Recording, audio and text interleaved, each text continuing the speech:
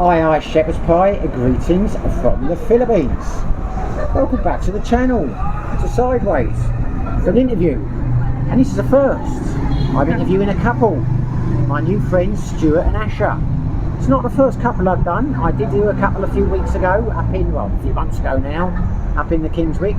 But this is the first Western couple that I have ever met who are contemplating a move to the Philippines. He has not come here for his Filipino wife or girlfriend. They have come here as a couple. So that's interesting, because I've often said on the channel, you don't see that much in the Philippines. So anyway, let's find out a little bit about them first. Thank you for sitting down, Stuart. Thank you for sitting down, Asher. Tell us a little bit about yourself. Where are you from? I'm Stuart. I'm right from southwest actually. So a bit of a carrot cruncher down in Plymouth, but moved up to... For our American audience, he's from the UK. Some part of the UK, yeah. You know, I'm in the Midlands in the UK right now. So where are you from originally when you say south? Plymouth.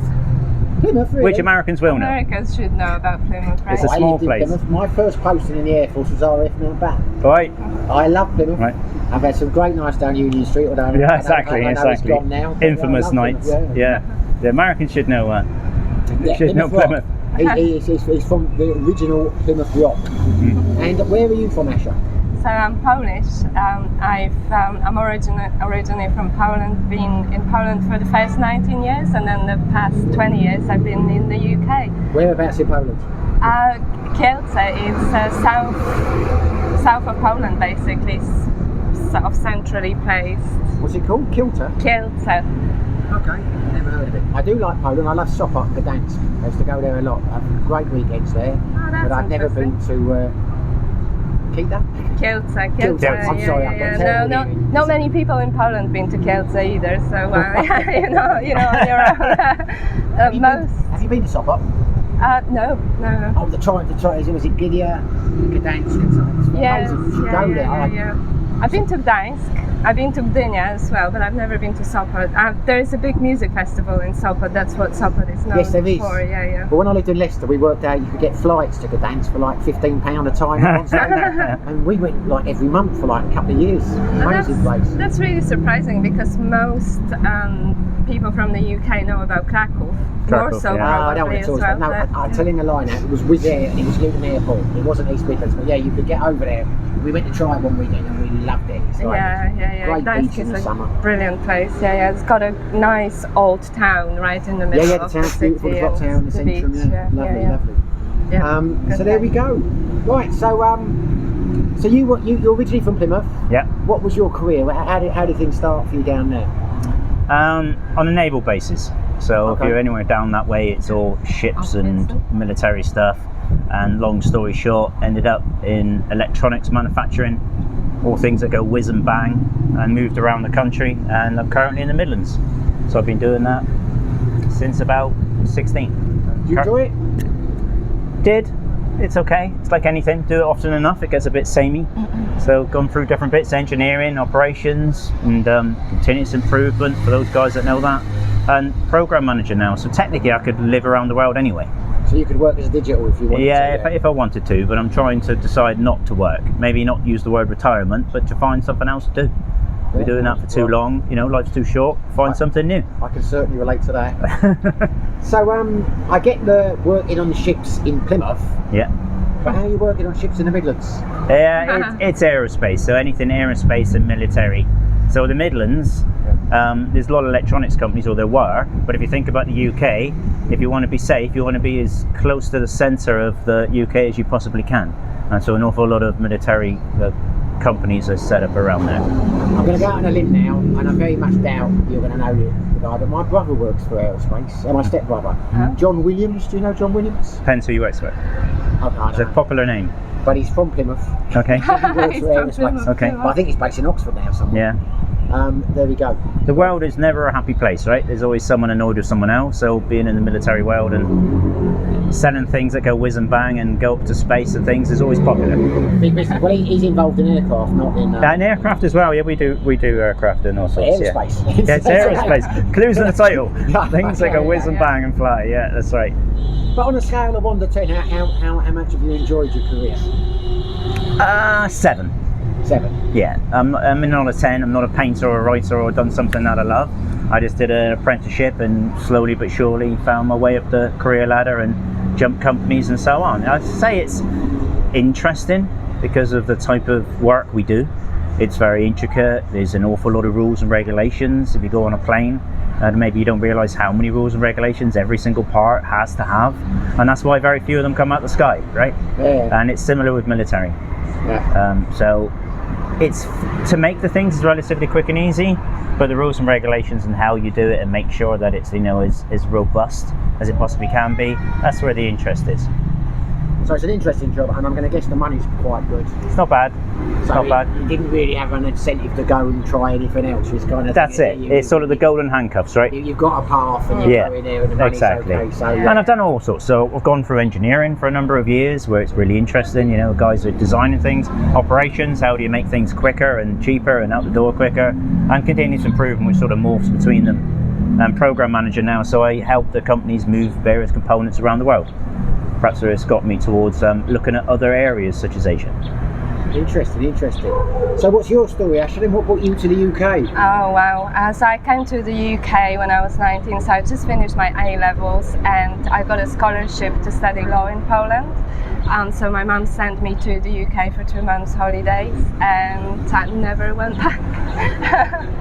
So I met a lot of people in the UK, got a sort of summer job, and I enjoyed it so much I decided to stay. So initially I said I'll take a year out of school and then come back in a year's time, and then in the meantime I met Stuart. We sort of settled together, and So it's his fault. It's my fault. It's always my fault. The default. he knows it. But yeah, I did my degree in the UK, so I did Open University Business degree a few years ago, 6-7 years ago now, and work in distribution. So it's like a second biggest distributor of PC equipment across the world. Company no one heard of, but it supplies obviously PC components, graphics cards, mobile phones to all sorts of retailers and resellers across the world. And I mean in the US, Europe, and now in China as well. So I've been working for the company for about 18 years now, and the past 15 years as a manager. So I've managed multiple departments, basically telling people what to do. So on a scale of 1 to 10, what would you rate yours then? He's a 7, what are you? Well, I was 10 because I'm very much career driven and very much motivated. I enjoy doing or switching jobs, so I've never really stagnated in my role. I've always moved between different roles, so managing different departments. I'm an operations manager at the moment, so I manage the end-to-end operation. But as it stands, probably about the same, 6, 7. So it's dropped down, is it? It has, yeah. It's. I think I got to the point where I've done it, been there, and Well, 18 years is a long time in the same Yeah, long time with anything, exactly. right? Yeah, it is a Same long time. company, the same job, and I guess whichever company I would have gone to, it would be just rinse and repeat of the same sort of stuff, because again, there isn't really that much to people management, process management. So once you've done it once, then you sort of tend to rinse and repeat. I've done a lot of system implementations, different operations and logistics software implementation as well. Been through 3 different implementations of 3 different systems. I'm working on SAP currently, so again, very, very popular. So I guess, it's wherever I go, unless I completely change my career and start doing something else, then it's going to be pretty much rinse and repeat. So what is it you liked about the UK then? 'Cause I've been to Poland a few times, and it blew my mind because I've done a lot of travelling around. Eastern Europe. I know it's not really Eastern Europe, and I was amazed how great Poland was. Don't get me wrong, I like Bulgaria, I like Romania, but Polish didn't have the same sense of humour, you know, and they were very friendly, and it was like, you know, True. what I'm getting at is I don't know why you would prefer the UK to Poland. I don't know why you didn't go back after 2 weeks. What was it? And you hadn't met Stuart at that stage. What was it you liked? I mean, I found a really good like Polish community in the UK. So what I liked about UK is freedom of speech, freedom of expression, being able to be yourself without necessarily being judged by other people. And Poland at that time was still very backwards, where there was rules and regulations of how people should behave, what to say, what not to say. Yeah, that was 2005 when I moved to the UK. So Poland was quite a free country in terms of being able to do what you want to do without having things forced onto you from the sort of legal perspective or health and safety perspective. Similar to here. But in terms of like the freedom of thought, freedom of speech, freedom of expression, being able to wear what you want, have piercings, tattoos, people were very judgmental those days, and I liked the freedom in the UK. Because when I went there, obviously it would have been a long time after communist times, but you would have been maybe 10 years after communist times, so obviously it's a gradual process. Yeah. And I hear now it's going back a bit. Anyway, there you go. Yeah. It's an interesting country. Yeah. Sure. Yeah, the food's not bad either. Yeah, it's true. Well, things are changing. There is a lot more money in Poland now. I think Poland is the fastest. Yeah, absolutely. Yeah. I've got rental properties in the UK, and they're all rented to Polish families. And every day I wake up, I dread the fact they've been there for years. I mean, we're talking 10 and 15 years apiece. One day, keep seeing the economy's growing. They're going to call me and say, "Simon, we're going." We're going back. It's better back home now. Well, hopefully, please God, that day doesn't come. Because that would be very inconvenient. But there's been a lot of Polish people coming back home right after the Brexit vote. Yeah. We've lost a lot of people from our company, and I don't blame them. I don't blame them. No. Madness, that was, but there you go. Yeah, madness. I'm not going to get political on this. No, best not. I was in Thailand at the time, and there were 55 pesos, 55 baht to the pound, and I never thought for 1 second we'd leave. And the paper said we weren't going to leave. Yeah. And it woke up and I saw we leave. I think most people didn't think we'd leave. I thought, what is this going to do to the thing? Maybe I should go down and check. 37 baht. Ouch. Dropped from 55 to 37. Ouch. And it has never recovered. It's 44, 45 now. I was furious. There's a good news story somewhere. I just don't know what it is. Yeah, I haven't met many people in the UK, even those who voted for Brexit, that still stand by their. Anyway, I'm going to lose subscribers at this rate. It was a mistake, I'm telling you now. You can't see that. Leave Give me channel. the good news story. Leave the channel. So anyway, right. So let's talk about why you decided to become expats. Or why you are is your heart set on it now? Are you definitely going to leave? It's just a question of where or what's the situation? And who's the driving force behind this? I thought it was Stuart. I thought it was Stuart, Yeah, it's me. Guilty as charged. I guess, as you've heard from my introduction, we're no different than really anyone else. We've got careers. I'm over 50 now, so we only live so long, and I want to do something different. I don't want to really retire. But I want to be 2 years off his life. He was 52 at the bar. Yeah, over 50. I said 52. Yeah, it's thereabouts. You know, you stop counting after a while. What's in a number? Yeah, Ash is a little bit younger. So I just want to do something different. Yeah. So I don't have any issues with the UK. It's a nice, safe place to live.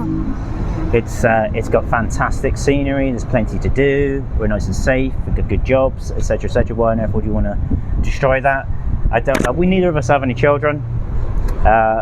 Ash's family's in Poland, mine's in Plymouth or abroad, so you don't technically see them as much as in technology nowadays. So I just want to do something different. I don't want to get up sticks and just go and live my life before I'm 70, you know, and actually start to, I still can walk and talk and all the rest of it and just see the rest of the world.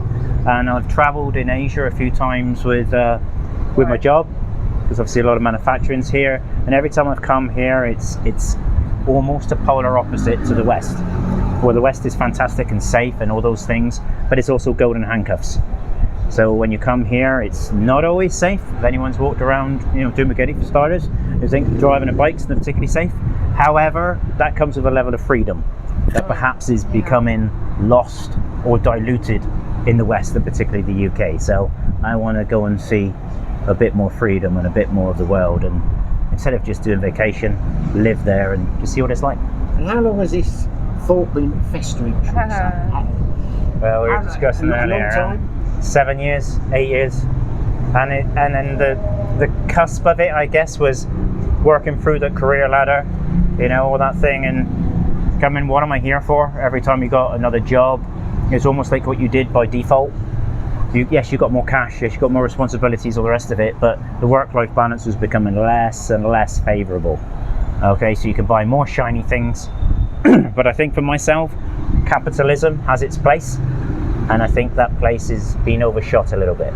So I saw people all around me, and I was one of them, buying another shiny thing because someone told me I needed it, and there was less and less joy in it. Yeah. And so I needed to cut that link and go, okay, I need to move abroad. And you can earn more money to make yourself move abroad, and you can live in a lower cost country. And between those two, 7-8 years ago, we made a financial plan.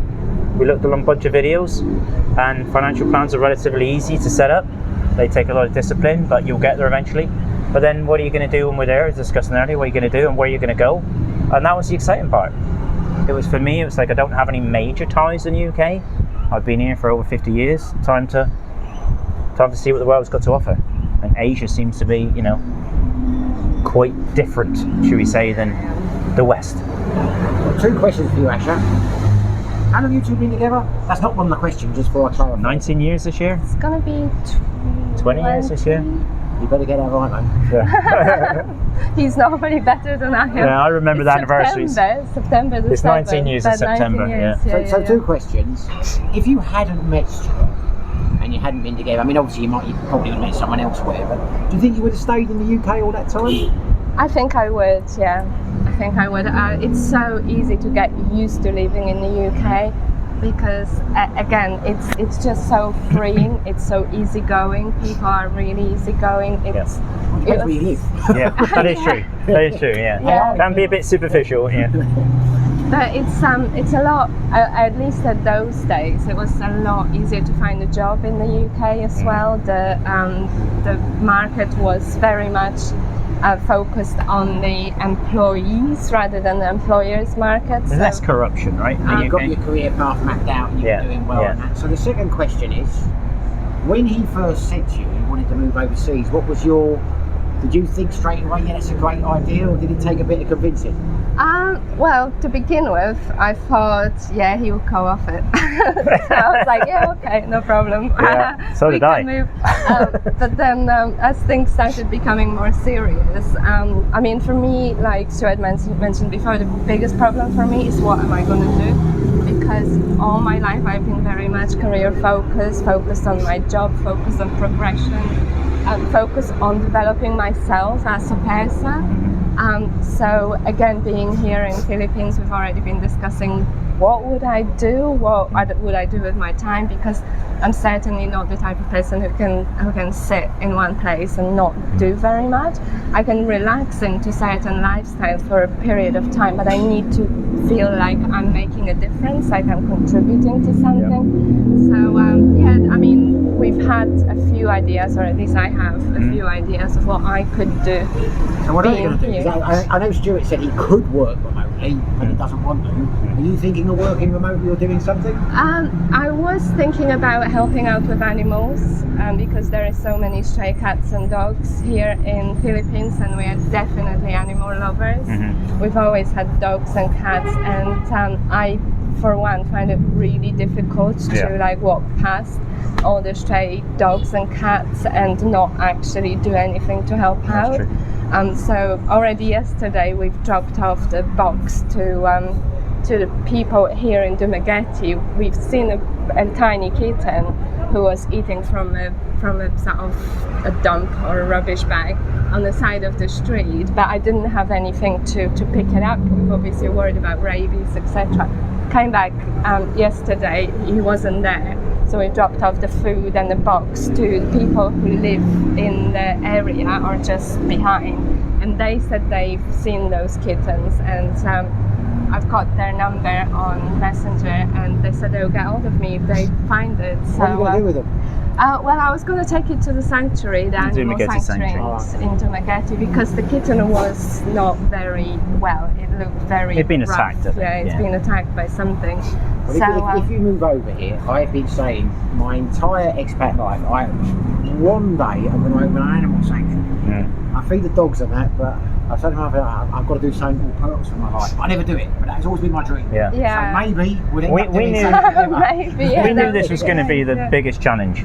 We knew Yeah. we couldn't change it all, you know, but one life out of a million makes a difference. And we knew with our background that we couldn't get completely isolated from it. And maybe we're naive because there's so many thousands, nay millions of these animals around. Do something to some of them is something that will make us feel better. So in itself, that's a full-time job. We got Well, involved in that. hopefully it doesn't happen to you, but I was the same and I still think about doing it. But you living, I don't mean to be condescending here, but even that you will toughen up to it. Yeah, I yeah. used to hate to see stuff like that, and I do Yeah. feed our street dogs each night. Right. And seeing people on the street and beggars and like you get used to it when you see it every day and you start Mm. thinking, well, I can't help this, and Yeah. you know, Yeah. many years ago I'd have picked up the puppy and put it in the back of the thing, but you know. Yeah. Hopefully that doesn't. Hopefully you two will change it. Hopefully Well, you we've won't got some become cynical ideas. and you do Like I say, something maybe good. they're naive, but you know, every life's worth something. So No, Yeah. hopefully you do. I'm just saying, a lot of people do have that, but hopefully you will. it's a Some people difficult do. one, right? The woman who runs that sanctuary, she works with Colin, who runs kangaroos, and they Yeah. make a difference. They do yeah, stuff that some people exactly do. right. Yeah. You're just making me feel like a bad person. Yeah, because I think compared to aerospace and things that go whiz and bang, which are always a bit, you know, we need them, but they're never great, right? To go in and helping some animals, I mean, Yeah, it would that's be- going to make me feel better about myself and my It life. would be good to Yeah. feel like you make a difference. Yeah. and even you will make a being difference to here. those animals. So, what is the plan now then?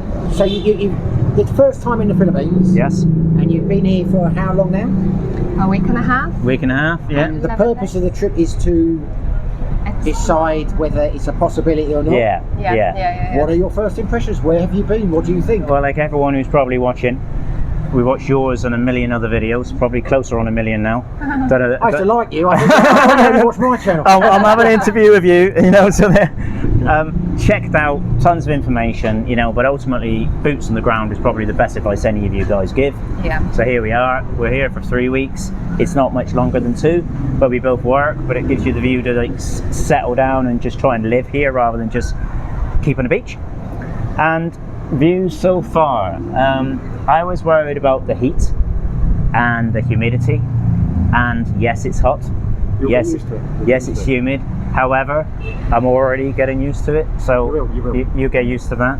Yours is more around food because we're sort of vegetarian, vegan people, really, and so Yeah, well, we've been vegan for 6 years, but since we've come here, we've changed into Dialed it back a vegan, bit, right? vegetarian because you'll it's have to, not. you'll have to, Yeah. you'll have to, It's not super easy. and to actually the find food has been fantastic. You have to Why look around are a you bit. vegans? Is it for the health reasons or the animal reasons? Animals, really.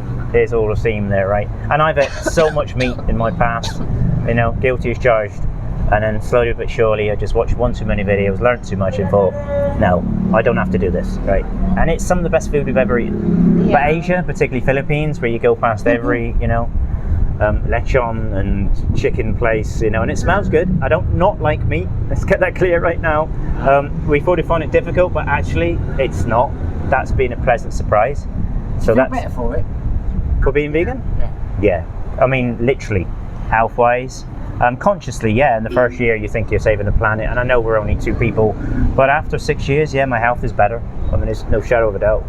Because I have a few friends who have gone vegan in the last few years, not because of the animal welfare. More for health. Well, no, one of them, anyway, he's quite famous. I don't want to name drop him. But he's done it for environmental reasons. That's true, But the ones that have actually done it, who are my friends from East London, they did it for health reasons, and they say they feel fantastic. Think? You know, Yeah. but I don't feel too bad as I am. You get a boost, right? You do get a boost, irrespective of reasons and whether you do or don't want to do it. You're eating a whole bunch of plants you probably never knew you were around before. Yeah. You can't go much wrong. Yeah, you got to keep on top of the protein levels and everyone moans, but the protein and everything, it's not that difficult. Particularly in the UK. You know, in the UK and Europe it's really easy, and we thought coming here maybe tricky. We thought we'd have to dial down a little bit, you know. But actually, pleasantly surprised so far. Yeah, found a lot of vegetarian and vegan restaurants all over the Dumagetti, Sikihor had plenty as well to choose from. And the food is excellent as well in terms of the flavors. It's really good. I mean, the Green Chef Here in Dumagetti, they so most of the vegan and vegetarian places here have got tofu as a meat replacement. But the Green Chef has actually got like soya replacement for chicken and other sort of types of. I am not going to try and sell Dumagetti. I don't try and sell anything on anybody. As I say, I've got no dog in this fight. But I'm already planning your lives. What you're going to do is you're going to move here. You're going to move up to Valencia in the mountains where the land's really cheap. You're going to start growing vegetables and herbs. We've done that. We do that in the UK. That's going to be your business. Yeah. You are going to start supplying the vegan restaurants and that, and you'll have a little vegan cafe up there. Yeah, that would be cool. That's a little cat cafe, bro. Rescue place, cat cafe. Come in and have a coffee and stroke the cats, right? Yeah. Yeah, adopt a cat. I think Job done. I think you could make a good life doing that. I think you'd make money, but you're not money. You enjoy it. You've got your savings sorted out, but you'd be doing something. You'd be helping the animals and that. You could be busy. You could really do that here. You really could do that here. Yeah. And if you want a sleeping partner, we get some tomatoes that aren't imported from China. Well, we've got 2 allotments in the UK, and well, that's what I'm saying. I can tell straight away. You want to keep busy. Because vegetables are awful here. They're expensive and they're not fresh. They are expensive, in the market, and they lose their vitamins every day. They're sat there. But I've got a couple of friends who are up in the mountains and they grow everything and they love it, and things grow here. So whether you want to do the business or not, you can get your own stuff. And you can do that. That really isn't a problem here. And that's a surprise to us, right? Because, and a surprise to everyone. There's so much sun here. It's super hot. There's no seasons. Yeah, you have to get the right varieties, but you would have thought, if you were saying earlier, tomatoes should throw the seeds in the ground and they'll probably grow in the concrete, right? But they import them from China, and it's not something you would think was needed. Boots on the ground tell you. But it is. It is. It is, right. 100% it's needed. I get things like potatoes and that, you can't grow them over here because the ground will be too wet. And and it's but things like tomatoes and you're right. beans and all that kind of thing. They should fly up, right? I don't get it. I don't get it. But even with tomatoes, I think you would be surprised. I mean, we grow tomatoes in the UK and it's very wet in the UK as well. So I think you could still grow tomatoes. I had a friend in Thailand when I was over there, and he couldn't believe it because he'd always been a gardener. And there were no seasons here. So he couldn't get used to the fact that in Thailand, that, tomatoes kept on going. They were just going. You end up with pest problems in places like that. Because we looked at Ecuador before, we were discussing South America was the first choice before, and we said the same thing. You can grow them all year, and they go, but the problem with that, you get pest build-up. Where in the UK, you get a winter, pests get reduced. I'm just saying that I understand because my parents have got a sheep farm up in Wales, and they grow their own. But they don't eat the sheep that's grown for the wool. Yes. Breeds. And they sheep. Well, you won't like that speaking, but they make milk out of the sheep's milk. And they've got goats as well. But they've also got like a couple of acres that they just grow vegetables in, and they can't grow potatoes because it's so wet. But they can grow what do you call them? Artichokes. So there's certain stuff they grow which they've got. So that in itself is a challenge. Soil, we can do it. It's a challenge, right? And we like that. Keeps us busy. Yeah, well, that's what you should do. Anyway, I'm going to stop organising. That's my job done. We're moving here done. So, what are you giving? What are your thoughts? Are you thinking the Philippines is? I know you said you're going to try other countries, yeah? Yeah, potentially, or move here and then try them, you know. Oh, so you've already said you're going to move here. Yeah. So your impressions are you are going to come here now? I think I'm talking to myself here. I'm 80 to 90% sure. Really? Yeah. And I'm going to go on a guess here. You were probably about 60%, so you come here and met me, now you're 90%. Yeah. I'm dialing it back a bit, but I think I'm 80 to 90% sure because there aren't many reasons not to. Why here? Well, you've been to BGC, that's the first place. Yeah, BGC. So BGC's sterile, but if you're the type of guy who wants to have very westernized condos and go out and have shopping experiences on your doorstep, I mean, not for me, but some people is. If that's what you want, go to BGC or Makati. It's everything you want it to be, right? And it isn't that expensive. So I've heard lots of videos about, it's more expensive than Dumaguete in other areas. Yeah, sure, but it's not expensive really. Do it. Just drop in and do that. Not for us, but down here, I mean, Dumaguete area, because it has, you can go to Siquijor, we're divers, so we can go down to Down.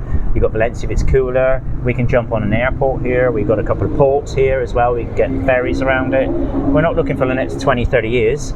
For now, it's a soft landing, but also you've got pretty much everything you could want. So I would dial it the other way and go, why come to, why not? Well, the climate's better than the UK. Oh yeah, that's right. Yeah, you've got typhoons and things. Not too bad here. There's freedom here. We discussed before. As long as you get, you've got to be near a hospital and be sensible and all those things everyone's heard. It's much cheaper to live here. People are absolutely amazing. People just couldn't do enough to help you. They're super polite. We love the people, yeah. Yeah, they are so happy to talk to you. I mean, like I said, we meet random people and ask them to pick up kittens. Yes, talking to some guys around the back. Do you mind? And they're more than happy to help. Obviously, well, they say they are. They're not in the pudding. Yeah. Obviously, they're not interested in that themselves, but they pick up the box. They give me their number. They got hold of me on Messenger. Instant friends, just looking for kittens. We were going past some dog yesterday that was lying on the road. We thought it was hit by. Its back legs. There's a tiny kitten on cue. Yeah. Speaking of kittens. Oh, cute. So we stopped over and we asked the lady whose shop was just around the corner about the dog and whether it got hit by a car, and she says no, it's just very old. It's 10 years old, so it's really skinny, and she got it moving just to show us that it's not disabled. It's actually moving around and it's just old. And like I said, I had a chat with them for 10 minutes. It's like I said, you can strike up conversations anywhere with anyone. Yeah. And understand your Genoa accent.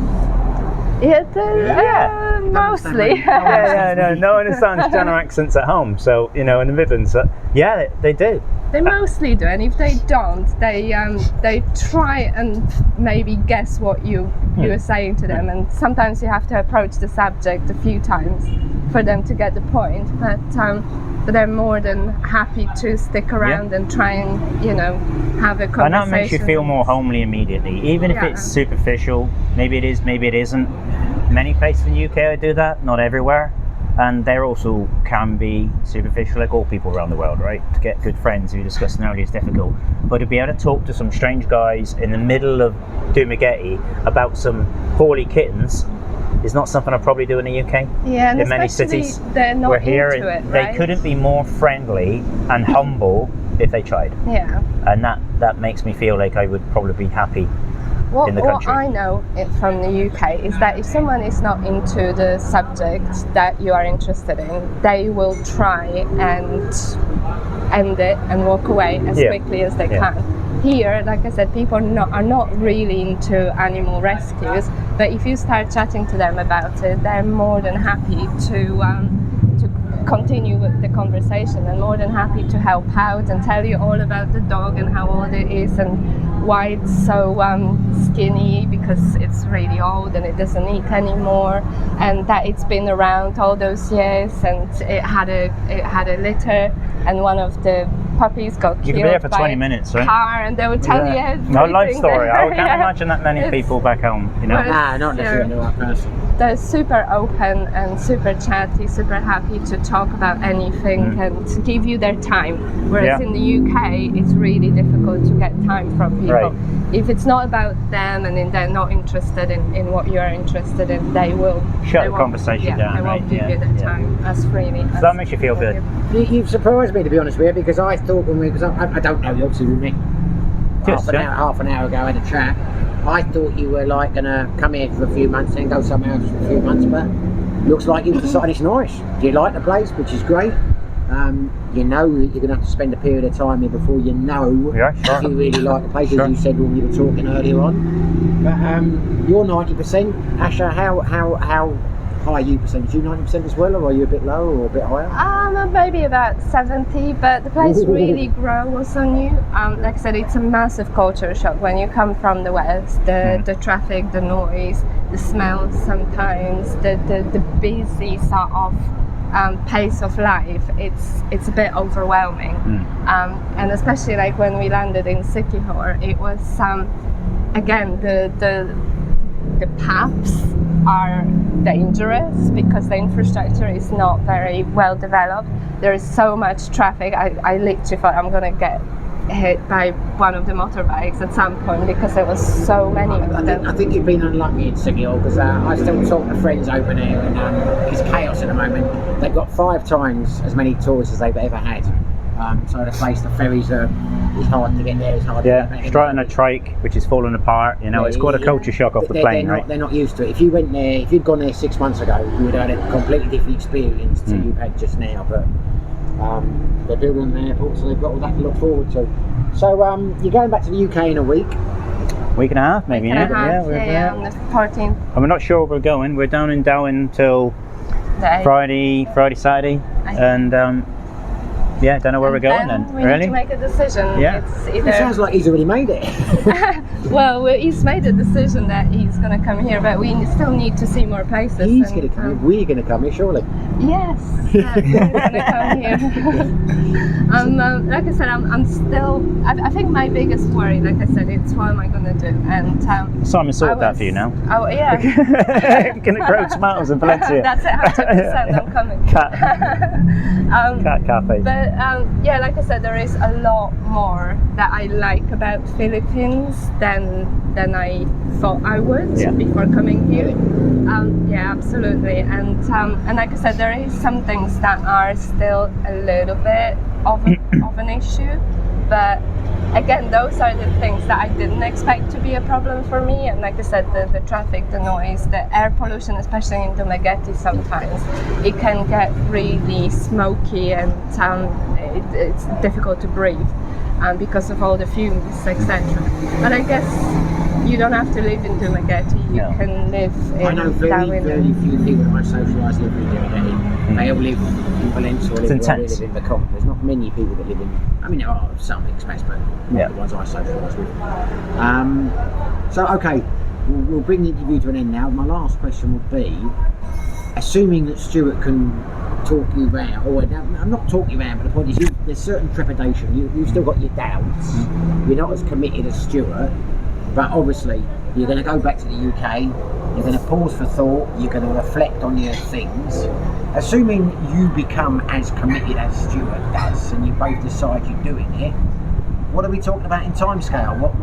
When are you planning to come over here and give it a go? Well, it's 1 to 3 years, isn't it? Latest in 3 years' time. Oh, you're still quite a way off then. Well, any time from now until I'm 55 is what I'd say.